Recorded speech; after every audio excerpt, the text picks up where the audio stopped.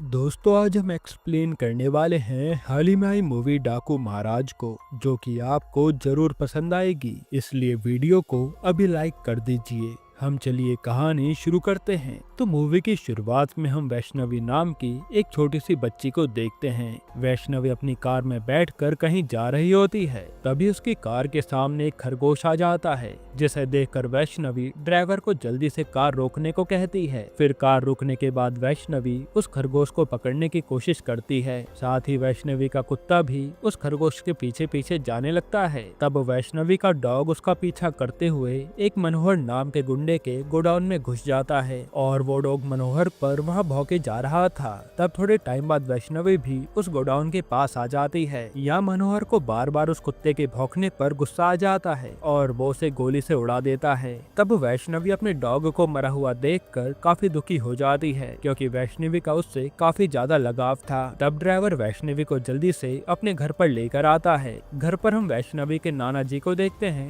उनका नाम कृष्णमूर्ति था। जब कृष्णमूर्ति को ये बात पता चलती है तो वो काफी गुस्सा हो जाते हैं। वो सभी से कहते कि मनोहर की हिम्मत कैसे हुई मेरी बच्ची को रुलाने की। वैसे भी मनोहर ने पूरे शहर में अपना आतंक फैला रखा है, इसलिए मुझे उसके खिलाफ आवाज उठानी ही होगी। इतना कहने के बाद वो मनोहर के खिलाफ कंप्लेन करने जा रहे होते हैं, लेकिन सब घर वाले उन्हें रोक रहे थे। इसके बावजूद वो मनोहर के खिलाफ कंप्लेन कर देते हैं। जिसके बाद हम मनोहर के बड़े भाई त्रिमूर्ति को देखते हैं, और त्रिमूर्ति उस शहर का एमएलए था। इसी वजह से हर कोई उससे डरता था। खैर अब त्रिमूर्ति अपने घर में कुछ काम कर रहा होता है। तब कुछ पुलिस वाले त्रिमूर्ति को आकर बताते हैं कि तुम्हारे भाई के खिलाफ कृष्णमूर्ति ने कंप्लेन की है। इसी वजह से पुलिस वाले हर जगह तुम्हारे भाई को ढूंढ रहे हैं। इस पे त्रिमूर्ति उन्हें कहता है कि तुम लोग चिंता मत करो, मैं खुद जाकर कृष्णमूर्ति से बात कर लूंगा। फिर अगले दिन त्रिमूर्ति कृष्णमूर्ति से जाकर कहता है कि मुझे तुम्हारे परिवार के बारे में सब कुछ पता है। तुम्हें अपने परिवार को बचाना है तो तुम्हें मेरी बात माननी पड़ेगी। तुम मेरे भाई के खिलाफ की कंप्लेन को वापस ले लो। पर कृष्णमूर्ति उसे कहता है कि मैं तुम जैसे गुंडों से डरने वाला नहीं हूँ और मैं कभी अपनी कंप्लेन वापस नहीं लूंगा। ये सुनने के बाद त्रिमूर्ति गुस्से में वहाँ से चला जाता है। फिर जब कृष्णमूर्ति अपनी पोती के साथ कार में कहीं जा रहा होता है, इतने में त्रिमूर्ति के गुंडे कृष्णमूर्ति की कार पर हमला कर देते हैं। उन्हें देखकर कृष्णमूर्ति और वैष्णवी काफी घबरा जाते हैं। फिर वो गुंडों से आखिरी वार्निंग देते हैं कि कल तक कंप्लेन तुमने वापस नहीं ली तो तुम्हारे परिवार में कोई जिंदा नहीं बचेगा। जो सुनकर कृष्णमूर्ति काफी सोच में पड़ जाते हैं। फिर रात के समय कमिश्नर कृष्णमूर्ति से आकर कहते हैं कि त्रिमूर्ति कभी भी तुम्हारे परिवार पर हमला कर सकता है, इसलिए मैं तुम्हारे घर के बाहर पुलिस प्रोटेक्शन लगा रहा हूँ। यहाँ कृष्णमूर्ति भी त्रिमूर्ति के बारे में सोचकर काफी टेंशन में आ गया था। उसी समय हम उनके नौकर गोविंद को देखते हैं। गोविंद अपने मालिक को इतना टेंशन में देखकर काफी परेशान हो जाता है, जिसके बाद वो अपनी माँ को कॉल करके कहता है कि वैष्णवी की जान को खतरा है और हमें महाराज को बुलाना ही पड़ेगा। यहाँ गोविंद को पूरा भरोसा था कि महाराज कृष्णमूर्ति के परिवार को जरूर बचा लेगा। अब ऐसा क्यों, ये हमें आगे पता चलेगा। तभी हम महाराज को देखते हैं और पुलिस वाले महाराज को जेल में लेकर जा रहे थे, पर रास्ते में महाराज के आदमी पुलिस वालों के ऊपर हमला कर देते हैं और वो महाराज को बचाकर वहाँ से ले जाते हैं। असल में महाराज एक डाकू था और उसके साथ पूरी गैंग थी। अब सुबह के समय गोविंद महाराज को अपने साथ लेकर कृष्णमूर्ति के पास आता है। यहाँ महाराज कृष्णमूर्ति से कहता है कि मुझे आपके घर में ड्राइवर की नौकरी चाहिए, क्योंकि मेरे पास कोई काम नहीं है। इस पे कृष्णमूर्ति उसे कहता है कि पहले वैष्णवी को तुम पसंद आने चाहिए, उसी के बाद मैं तुम्हें काम पर रख पाऊंगा। फिर हम वैष्णवी को देखते हैं जो महाराज के साथ कार में बैठ जाती है। तब महाराज भी काफी अच्छे से ड्राइविंग करता है और वैष्णवी को महाराज काफी पसंद आता है, जिसके बाद महाराज को वह ड्राइवर की नौकरी मिल जाती है। फिर हम एक रेस्टोरेंट में स्टेफन नाम के एक आदमी को देखते हैं जो एक गुंडे को पकड़ने के लिए रेस्टोरेंट में बैठा होता है। पर जब वो गुंडा स्टेफन से बचकर भागने की कोशिश करता है तो स्टेफन उसे गोली मार देता है। फिर स्टेफन के पास कमिश्नर का कॉल आता है जो उससे कहते हैं कि तुम्हारा अगला टारगेट कोई छोटा मोटा आदमी नहीं है, तुम्हें डाकू महाराज को जाकर पकड़ना है, क्योंकि महाराज पुलिस कस्टडी से बचकर भाग चुका है। तब स्टेफन भी डाकू को पकड़ने के लिए तैयार हो जाता है। फिर रात में हम मनोहर को देखते हैं जो अपने भाई से कॉल पर कहता है कि मैं कब तक ऐसे छुपकर बैठा रहूंगा और आप अभी तक कृष्णमूर्ति का कुछ बिगाड़ क्यों नहीं पाए। इस पे वो मनोहर से कहता है कि तुम टेंशन मत लो, मैं जल्द ही बात करता हूँ। फिर मनोहर टॉयलेट करने के लिए बाहर जाता है। उसी समय महाराज अपनी कार लेकर मनोहर के सामने आ जाता है। अब अंधेरा ज्यादा होने की वजह से मनोहर महाराज को अच्छे से देख नहीं पाता। तब महाराज मनोहर से कहता है कि इस बार तुमने गलत परिवार से पंगा लिया है। इतना कहने के बाद महाराज मनोहर को कार में बांधकर पुलिस स्टेशन लेकर जाता है और पुलिस वाले मनोहर को जेल में डाल देते हैं। दूसरी तरफ त्रिमूर्ति भी सोच में पड़ जाता है कि आखिर किसने मेरे भाई को जेल में डाला है। फिर हम स्टेफन को देखते हैं जो महाराज के बारे में सारी जानकारी निकालने में लगा था। तब स्टेफन को पता चलता है कि शारदा नाम की एक औरत महाराज से मिलने जेल में आती थी, तो वो अपने ऑफिसर को शारदा का पता लगाने को कहता है। साथ ही स्टेफन बाकी कैदियों से भी महाराज के बारे में पूछने लगता है। तब कैदी उसे बताते कि महाराज खुद के लिए जेल से नहीं भागा होगा, वो जरूर किसी दूसरे इंसान की मदद के लिए भागा है, क्योंकि कुछ समय पहले जेल के सभी कैदियों ने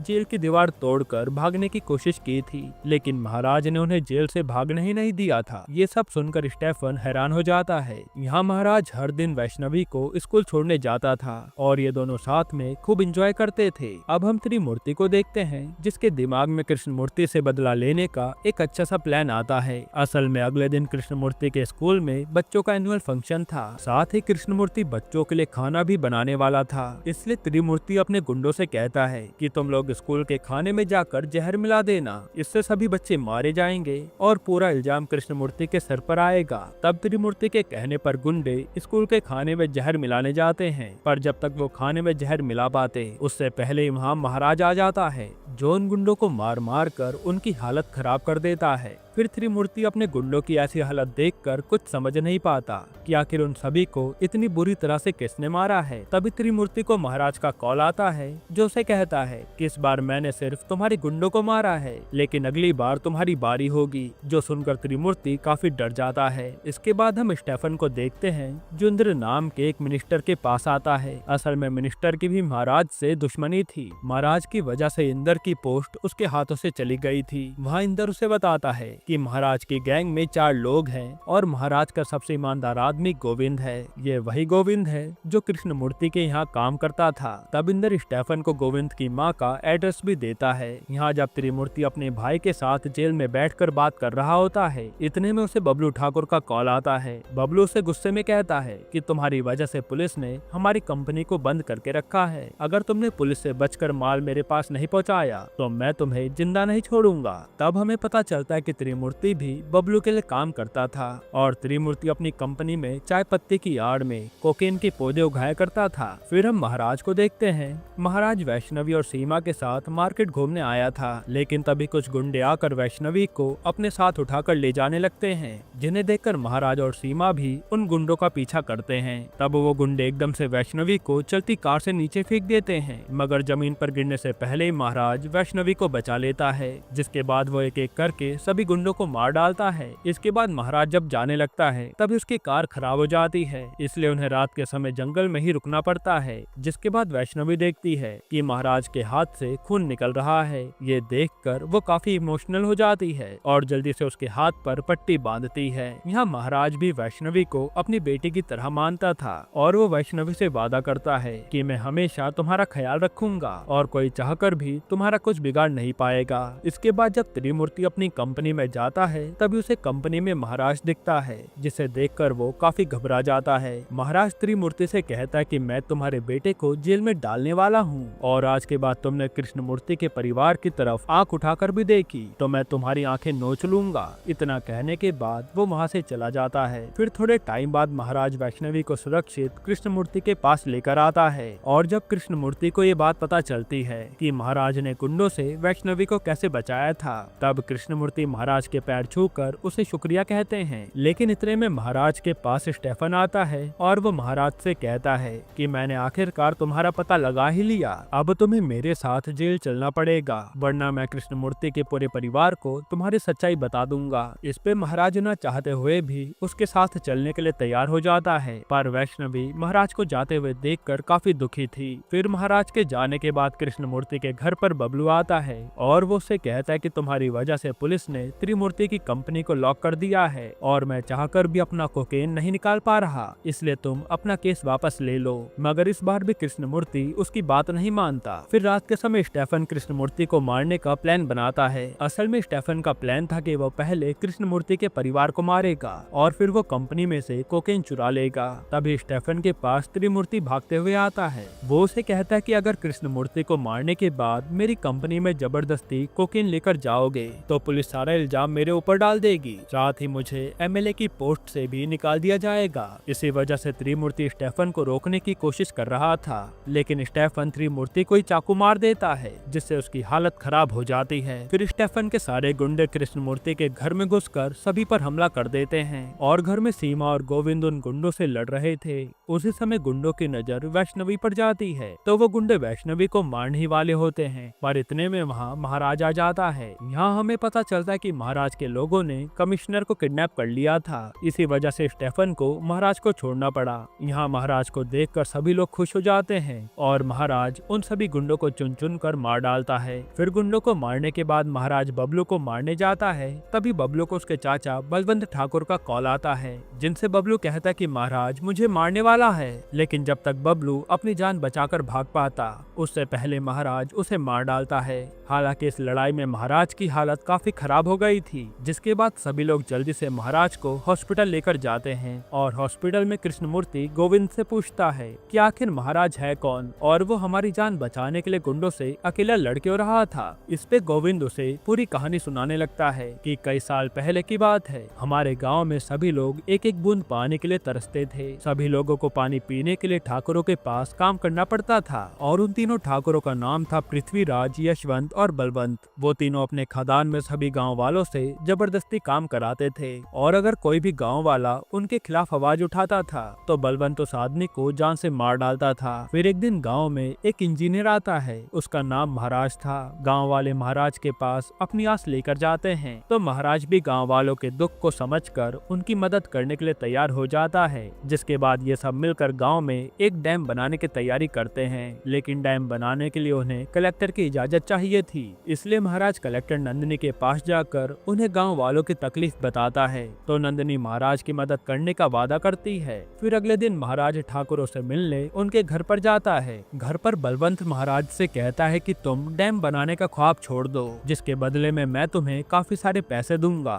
लेकिन महाराज बलवंत के सामने नहीं झुकता। वो उसे कहता है कि अगर एक बार कलेक्टर ने डैम बनाने की इजाजत दे दी तो मुझे डैम बनाने से कोई रोक नहीं पाएगा। तब महाराज के इतना कहते उसके सामने नंदिनी आती है। यहाँ हमें पता चलता है कि नंदिनी बलवंत की बीवी थी, जो चाहकर भी बलवंत के खिलाफ नहीं जा सकती। तब महाराज अपने डैम की अर्जी लेकर मिनिस्टर इंदर के पास आता है, मगर महाराज को ये बात नहीं पता थी कि इंदर भी बलवंत के लिए काम करता है। तब इंदर बलवंत को सारी बात बता देता है। फिर रात के समय बलवंत के आदमी गाँव के काफी सारे लोगों पर हमला करके उन्हें बड़ी बहरेमे से मार डालते हैं और जब ये बात महाराज को पता चलती है तो महाराज जल्दी से गांव वालों के पास आता है। उसी समय बलवंत के आदमी महाराज पर भी हमला कर देते हैं, पर महाराज उन सभी गुंडों को बहुत मारता है। साथ ही वो गुस्से में यशवंत ठाकुर को भी मार डालता है। जिसके बाद बलवंत और पृथ्वीराज पागल शिकारी की तरह महाराज को ढूंढने लगते हैं। तब आखिर में पृथ्वीराज सभी गाँव वालों को पकड़कर मार रहा होता है, क्योंकि महाराज उसके हाथ नहीं आ रहा था। तभी उसके पास महाराज की पत्नी आती है और वो उससे कहती है कि अगर तुम्हें जिंदा रहना है तो ये जगह छोड़कर चले जाओ। इस पे पृथ्वीराज उसे भी मारने वाला होता है, लेकिन तब तक महाराज पृथ्वीराज पर हमला कर देता है और उसे भी दौड़ा दौड़ा कर मार देता है। उसी दिन के बाद पूरे गांव में डाकू महाराज का नाम फैल जाता है और पुलिस वाले भी डाकू महाराज को हर जगह ढूंढने लगते हैं। तब महाराज गाँव के बाकी लोगों को भी लड़ना सिखाता है, जिसके बाद काफी सारी औरतें भी महाराज के गैंग में शामिल हो जाती हैं। फिर मिनिस्टर भी बलवंत से कहता है कि तुम महाराज से थोड़ा बचकर रहना, पर बलवंत तो महाराज को मारने के लिए उतावला हो रखा था, जो उसे हर जगह ढूंढे जा रहा था। फिर एक दिन महाराज की पत्नी मंदिर में पूजा करने आती है, साथ ही नंदिनी भी मंदिर में आई थी। इतने में बलवंत के गुंडे महाराज की पत्नी को पकड़ने के लिए मंदिर में आते हैं। तब नंदिनी महाराज की पत्नी को उन गुंडों की नजरों से बचाती है। फिर अकेले में नंदिनी उसे बताती है कि मैंने ही गवर्नमेंट को कहकर महाराज का ट्रांसफर इस गाँव में कराया था, क्योंकि मैं जानती थी कि सिर्फ महाराज ही मेरे पति के हाथों से गांव वालों को बचा सकता है। दूसरी तरफ हम इंदर को देखते हैं, जो महाराज से बचने के लिए पुलिस प्रोटेक्शन में बैठा था, पर उसी समय महाराज अपने आदमियों के साथ इंदर पर हमला कर देता है। फिर जैसे महाराज उसे मारने वाला होता है, तब इंदर उसे कहता है कि मैं तुम्हारी सारी बात मानूंगा, बस तुम मुझे जिंदा छोड़ दो। इस पे महाराज उसे अपनी सारी गलती पुलिस के सामने मानने करने को कहता है। इंदर भी सभी लोगों के सामने कहता है कि मैं और बलवंत मिलकर स्मगलिंग का काम करते हैं और मैं गांव में डैम बनाने की इजाजत दे रहा हूं। तब इंदर की बातें सुनने के बाद गवर्नमेंट इंदर को मिनिस्टर की पोस्ट से हटा देती है। फिर हम बलवंत को देखते हैं। बलवंत समझ गया था कि नंदिनी महाराज का साथ दे रही है, इसलिए वो महाराज को कॉल करके कहता है कि अगर तुम्हें नंदिनी जिंदा चाहिए तो तुम जल्दी से मेरे पास आ जाओ। ये सुनते ही महाराज जल्दी से बलवंत के पास जाने लगता है। यहाँ नंदिनी बलवंत से कहती है कि मैंने अपने पापा की मर्जी के खिलाफ तुमसे शादी की थी, पर अब मैं अपनी किस्मत पर रो रही हूँ। इस पे बलवंत भी नंदिनी को मारने लगता है, जिससे नंदिनी की हालत काफी खराब हो जाती है। पर उसी समय महाराज नंदिनी को बचाने के लिए आता है और वो बलवंत और उसके गुंडों को अकेले ही मारने लगता है। तभी सारे गांव वाले भी बलवंत पर हमला कर देते हैं। इससे डर के मारे बलवंत वहां से भाग जाता है, जिसके बाद नंदिनी को जल्दी से हॉस्पिटल लेकर जाते हैं और हॉस्पिटल में नंदिनी मरने से पहले महाराज से कहती है कि मेरे बाद मेरी बेटी का इस दुनिया में कोई नहीं है, क्या आप मेरी बेटी का ख्याल रखेंगे? तब महाराज जिंदगी भर वैष्णवी का ध्यान रखने की कसम खाता है। यहीं हमें एक और बात पता चलती है कि नंदिनी किसी और की बेटी नहीं बल्कि कृष्णमूर्ति की बेटी थी। अब मूवी प्रेजेंट में आती है और कृष्णमूर्ति ये सब सुनकर काफी रोने लगते हैं और उन्हें अपनी बेटी की याद सता रही थी। तभी बलवंत और उसके आदमी हॉस्पिटल में आकर सभी लोगों को मारने लगते हैं। फिर बलवंत अपनी बेटी को मारने जा ही रहा होता है, लेकिन उसी समय महाराज खड़ा हो जाता है, जिसकी हालत अभी भी खराब थी। फिर महाराज घायल हालत में ही बलवंत से लड़ता है और इनके बीच काफी खतरनाक फाइट होती है, जिसमें महाराज आखिर में बलवंत को जान से मार डालता है। इसी तरह से महाराज ने एक एक करके सारे दुश्मनों को मार डाला था। यहीं पर यह मूवी खत्म होती है। दोस्तों, आपको ये मूवी कैसी लगी हमें कमेंट में जरूर बताइएगा और इसके अलावा आप कौन सी मूवी का एक्सप्लेनेशन चाहते हैं वो भी कमेंट कीजिएगा। बाकी अगर आपको हाल ही में आई एक कमाल की मूवी देखनी है तो आप ये वीडियो देख लीजिए।